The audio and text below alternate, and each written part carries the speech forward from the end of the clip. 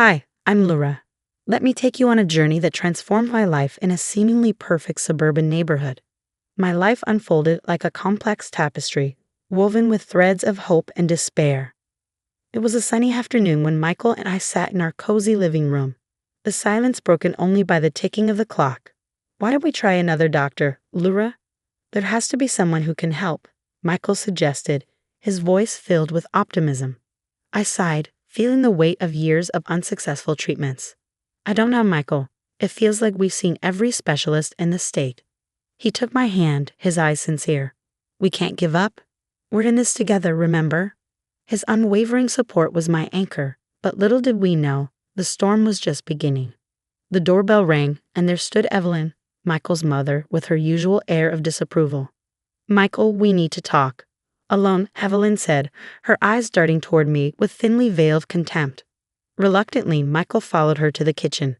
I couldn't help but overhear their conversation. Michael, you need to think about your future. This situation with Laura isn't going anywhere. Evelyn's voice was firm and cold. Mom, I love Laura. We're not giving up on having a family, Michael replied, his tone equally resolute. You need in here someone to carry on the family name. Maybe it's time to consider other options, Evelyn suggested, her words cutting through me like a knife. That night, as Michael and I lay in bed, his arm wrapped around me, he whispered, Don't listen to her, Laura. We'll prove her wrong. Days turned into weeks, and our hope was reignited when I finally got a positive pregnancy test. We were over the moon, but the joy was short-lived. During a family dinner, Evelyn's toxic words dampened our spirits. A baby with her health issues. Let's see how long this lasts. Evelyn muttered just loud enough for us to hear. I felt a lump in my throat, but Michael squeezed my hand under the table. We're going to be fine, love, he reassured me. The following months were a roller coaster of emotions. Our families gathered for the baby shower, and even Evelyn put on a facade of excitement.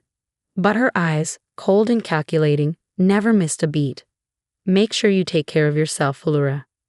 We wouldn't want anything to happen to the baby, Evelyn said, her voice dripping with insincerity. I will, Evelyn. Thank you, I managed to reply, masking my discomfort. As my due date approached, Michael and I prepared the nursery. The walls were painted a soothing pastel blue, and the crib stood ready for our little miracle. It's perfect, isn't it? Michael said, beaming with pride. It's everything we've ever dreamed of, I replied, my heart swelling with love and anticipation. However, our dreams were shattered when complications arose during labor. The doctors rushed me into surgery, and I awoke to the heartbreaking news that our baby boy didn't make it. Holding each other, Michael and I wept for the child we never got to meet. Yet in the midst of our grief, Evelyn's words echoed in my mind. I told you so. Despite the pain, we refused to give up. With each other's support, we faced the challenges head-on, determined to overcome the hurdles life threw at us. Our love is stronger than any obstacle, Laura. We'll get through this, Michael assured me, his voice a soothing balm to my aching soul. In our journey through despair and hope, we learned the true meaning of resilience and the strength of unconditional love. Our story was far from over, and we were ready to face whatever came our way together. Months passed after our heartbreaking loss, and just when hope seemed a distant memory, a miracle happened. I was pregnant again. The joy Michael and I felt was indescribable, like a ray of sunlight piercing through relentless storm clouds. We embraced this new beginning after years of heartache and unsuccessful attempts. We were finally blessed with the news of my pregnancy. The joy and anticipation that filled our home were palpable. Can you believe it, Laura? We're going to be parents, Michael exclaimed, his eyes sparkling with excitement. The months flew by, each day bringing us closer to meeting our little miracle. The nursery was painted a soft pink, and we would often sit there, imagining our lives with our baby girl. Finally, the day arrived. After hours of labor, we welcomed our daughter Emma into the world. She was perfect in every way. Her tiny hands, her soft cries, everything about her filled our hearts with indescribable love. We did it, Laura. She's here, and she's perfect, Michael whispered, tears of joy in his eyes as he held Sophie for the first time. Our little family felt complete, but this happiness was like a delicate bubble, beautiful yet fragile. Emma's innocent giggles filled our home, a balm to the scars of our past pains. One evening during a family gathering, Evelyn and her daughter Grace arrived. Their smiles restrained, their congratulations hollow. Evelyn glanced at Emma and then at me, her eyes cold and unfeeling. "A girl, huh? Well, let's hope she stays healthy," Evelyn remarked, her words laced with an ominous undertone. I felt a twinge of discomfort but brushed it aside, focusing on the bundle of joy in my arms. Michael squeezed my hand, a silent promise that nothing would dampen our happiness. The first 3 months of Emma's life were a whirlwind of sleepless nights and endless cuddles, but our bliss was short-lived. Emma fell ill suddenly, her condition deteriorating rapidly. Despite the doctor's best efforts, we lost her. Our world, once filled with the laughter and cries of our baby girl, was now silent, the emptiness echoing off the walls. At Emma's funeral, the air was heavy with grief. Friends and family gathered, their faces etched with sorrow. But amidst the sea of mourners, Evelyn and Grace stood out. Their demeanor was unsettling. No tears, no signs of grief, as if they were untouched by the tragedy. As I stood by Emma's tiny coffin, heartbroken, I caught a glimpse of Evelyn and Grace whispering to each other, a smirk playing on their lips. Their blatant disrespect in such a sacred moment was a shock to my already fragile state. "Can you believe it? Another one gone. Maybe it's a sign, huh?"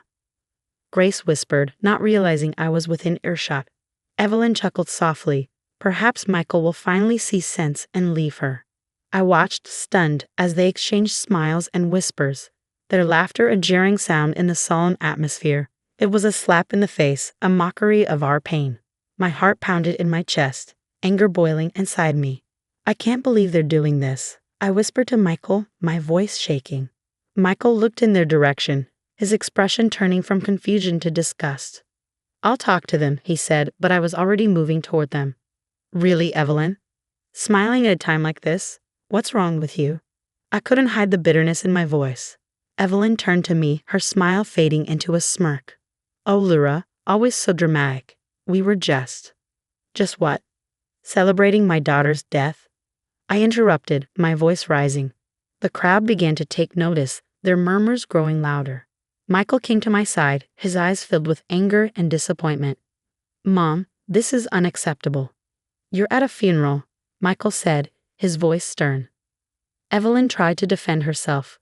"We were just talking about..." "About what?" "How happy you are that my daughter is gone." I was nearly screaming now, my grief turning into rage. Grace stepped in, her voice dripping with fake concern. "Lyra, you're overreacting. We're just as sad as everyone else." "No, you're not," I shot back. "You've never wanted me to be happy, not with Michael, not with Emma. You've always wanted me gone." The confrontation drew the attention of everyone present. Michael stood firmly by my side, his arm around me. It was clear where his loyalties lay. "I can't do this anymore, Mom. Your constant negativity, your disdain for Lyra, it's too much. I can't have you in our lives if this is how you're going to act," Michael said, his voice unwavering. Evelyn's face fell, a mix of shock and indignation. "Michael, you can't be serious. She's manipulating you." "No, Mom, I'm seeing things clearly for the first time," Michael replied, his decision final. We walked away from them, leaving them standing amidst the whispers of the crowd. That day marked the end of our relationship with Evelyn and Grace.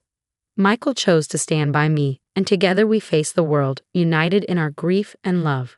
In the weeks that followed, our home became a sanctuary, a place where we could mourn in peace, away from judgmental eyes. We leaned on each other, finding comfort in our shared pain. Evelyn was always a part of my life, but I can't have her toxicity around us. "Not anymore," Michael said one evening, his voice tinged with sadness.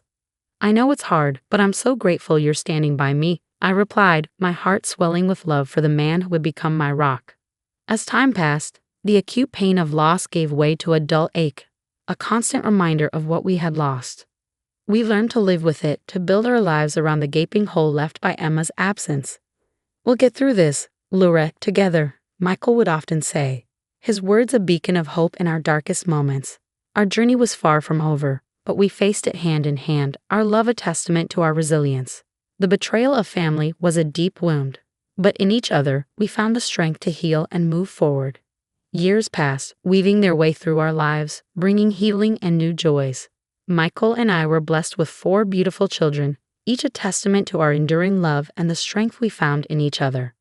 Our home, once shrouded in sorrow, now echoed with laughter and the pitter-patter of little feet. As our children grew, so did their curiosity. They often asked about their grandmother, Evelyn, but the wounds she inflicted ran deep. Her absence in their lives was a conscious choice, a decision made to protect them, to shield them from the toxicity that once threatened our happiness. Then, one day, out of the blue, we received a call.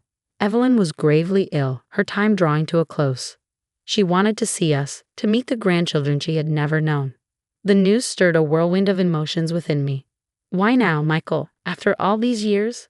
I asked, my voice a mix of confusion and bitterness. "I don't know, Laura, but she's still my mother. Maybe we should let her meet the kids, just once," Michael replied, torn between his familial ties and the pain of the past.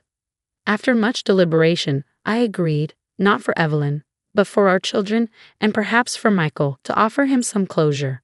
The day of the visit, I watched as Evelyn entered our home. She was frail and aged, a stark contrast to the woman who once wielded words like weapons. Our children greeted her politely, unaware of the history that hung in the air like a heavy fog. As Evelyn interacted with them, I saw a flicker of regret in her eyes. But it was too little, too late. The chasm between us was too wide, the hurt too deep. After the children had gone to bed, Evelyn turned to me, her eyes weary. "Laura, I know I've made mistakes. I'm sorry, truly sorry." Her words, the long overdue, did little to stir forgiveness in my heart. "Evelyn, I appreciate your apology, but I can't forget what you did. How you made us feel when we needed support the most." Michael sat beside me, a silent source of strength. "Mom, we've moved on. We've built a life, a happy one, without the negativity you brought into it," he added, his voice firm. Evelyn nodded, a single tear trailing down her cheek. "I understand. I just needed to say it, to try and make things right before it's too late." As she left our home that night, I felt a sense of closure. The chapter of our lives tainted by her bitterness was finally coming to an end. I had moved on, we had moved on, and in the faces of our children, I saw the future, bright and unburdened by the past. "We did the right thing, letting her see the kids," Michael said. "Yes, we did. For them, and maybe a little for us too," I replied, feeling a weight lift from my shoulders. Our story, marked by trials and tribulations, was also one of triumph and love. It was a reminder that out of the depths of despair can come the greatest joys, and that in the face of betrayal and hurt, the strength of the human spirit can prevail. Laura's journey through heartache and triumph has come to an end, but it leaves us with a thought-provoking question.